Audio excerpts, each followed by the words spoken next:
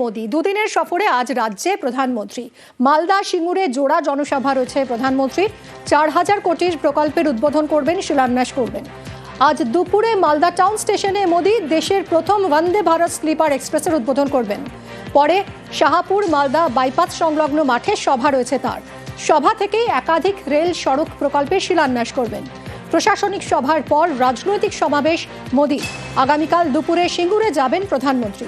সিঙ্গুরেও একাধিক প্রকল্পের শিলান্যাস করবেন প্রধানমন্ত্রী মোদী। ভোটের বঙ্গে ফের মোদী। সীমান্তবর্তী জেলায় এসআইআর অনুপ্রবেশে কি বার্তা মোদীর? প্রধানমন্ত্রীর মালদার সভায় নজর রয়েছে। আগামীকাল সিঙ্গুরে শিল্পায়ন কর্মসংস্থান নিয়েই বা কি বার্তা দেন প্রধানমন্ত্রী? ভোটের বাংলায় নজর মোদীর সভায়। এদিকে সভার আগেই তৃণমূলকে নিশানা মোদীর। টার্গেট 26-এর আজ বঙ্গে প্রধানমন্ত্রী। মালদায় বিজেপি সমাবেশে নরেন্দ্র মোদী। আগের দিনই মোদীর পোস্টে রাজনীতির উত্তাপ। তৃণমূল সরকারকে কড়া ভাষায় আক্রমণ। বাংলার মানুষ বিজেপি সরকার চায় বলে দাবি। এক্স পোস্টে নরেন্দ্র মোদী লিখেছেন, বিজেপির সমাবেশে আমি মালদা ও পার্শ্ববর্তী এলাকার মানুষের কাছে যাবার সুযোগের অপেক্ষায় আছি। প্রতিদিনই তৃণমূলের অপশাসনের কোনো না কোনো নতুন উদাহরণ সামনে আসছে। তৃণমূলের শাসনে পশ্চিমবঙ্গের মানুষ তিতিবিরক্ত এবং এই সরকারকে প্রত্যাখ্যান করতে তারা প্রস্তুত। মানুষ চায় উন্নয়নমুখী বিজেপি সরকার।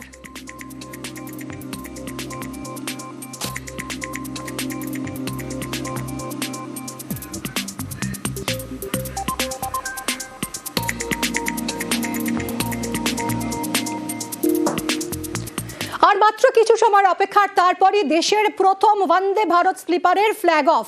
রাজ্য থেকে একাধিক অমৃত ভারত ট্রেনেরও সূচনা। গতি বিলাসিতার মিশেল এই বন্দে ভারত। চালু হচ্ছে হাওড়া গুয়াহাটি বন্দে ভারত স্লিপার।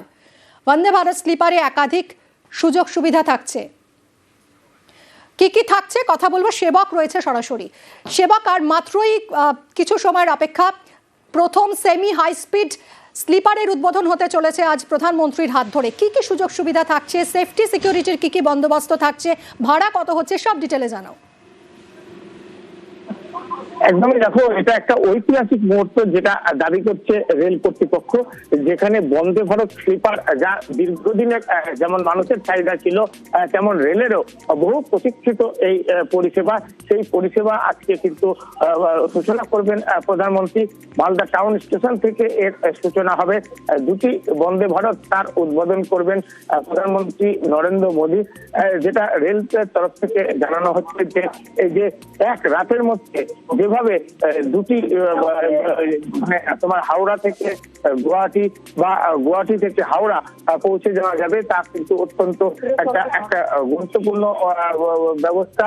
এবং এখানে যেটা বলা হচ্ছে যে এই যে পরিষেবা, সেই পরিষেবাতে যেমন সুরক্ষা বিশেষ বন্দোবস্ত থাকছে, সুরক্ষা ব্যাপারে যথেষ্ট নজর দেওয়া হচ্ছে, সুরক্ষা কবচ থাকছে, যাতে করে অত্যন্ত গতিশীল হলেও এই ট্রেনে যাতে কোনোভাবে কোনো রকম দুর্ঘটনা না থাকে, কোনোভাবে যাত্রীর যে স্বার্থ তা বিঘ্নিত না হয়। এর সঙ্গে আমরা রেল সূত্রে জানতে পারছি যে অত্যন্ত অত্যন্ত অত্যন্ত ভালো একটি ব্যবস্থা। কারণ এই যে বন্দে ভারত এক্সপ্রেস, সেটা হাওড়া থেকে কামাখ্যা, এর মধ্যে 13টি একদমই, দেখো, এই ট্রেন হাওড়া থেকে বেরোবে এবং হাওড়া থেকে এসে এটা তোমার আজুলগঞ্জ রুট দিয়ে এসে মালদা হয়ে এনজিপি হয়ে সেই ট্রেন গুয়াহাটি অভিমুখে যাবে। এবং এটা কিন্তু রেলের তরফ থেকে যেটা জানানো হচ্ছে যে অত্যাধুনিক ব্যবস্থা থাকবে ট্রেনের ভেতরে। এখানে কোন রকম ঝাঁকুনি, সেই ঝাঁকুনি অনুভব করবেন না রেলের যাত্রীরা। প্রায় 160 বা 180 কিলোমিটার গতিতে এই ট্রেন ছুটতে পারবে। আমরা দেখছি যে মালদা, আমরা দেখছি এই স্টেশন, এই ট্রেন, এটা কিন্তু ব্যবস্থাপনা যা তা যেমন অত্যাধুনিক, একই সঙ্গে ভাড়াও কিন্তু নাগালের মধ্যে থাকছে। 2300 টাকা থেকে 3000 টাকা এর মধ্যে বিভিন্ন শ্রেণীতে যাত্রীরা ভ্রমণ করতে পারবেন। এর ফলে যাত্রীরা এক রাতের মধ্যে যেমন এক রাজ্যের সঙ্গে আরেক রাজ্যের এটা একটা যোগসূত্র তৈরি হচ্ছে, রেল যেটা দাবি করছে সেটা কিন্তু একটা যুগান্তকারী পদক্ষেপ।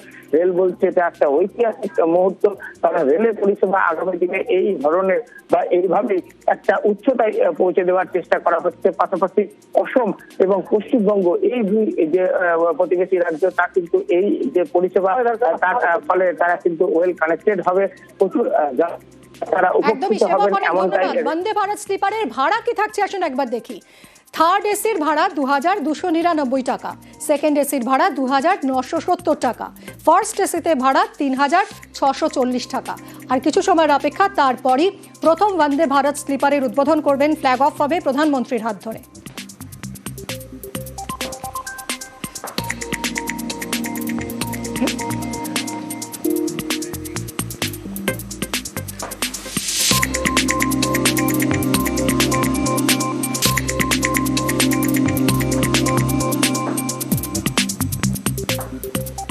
ভোটের বাংলায় নজর রয়েছে উত্তরে। দুদিনের সফরে গতকালই উত্তরবঙ্গে পৌঁছেছেন মুখ্যমন্ত্রী।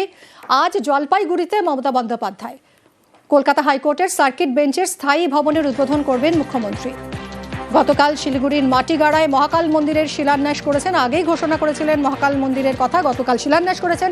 আজ জলপাইগুড়িতে কর্মসূচি রয়েছে, জানবো। পার্থ রয়েছে সঙ্গে। পার্থ, আজ মুখ্যমন্ত্রীর কি কি কর্মসূচি থাকছে, কখন আসছেন জলপাইগুড়ি জেলায়?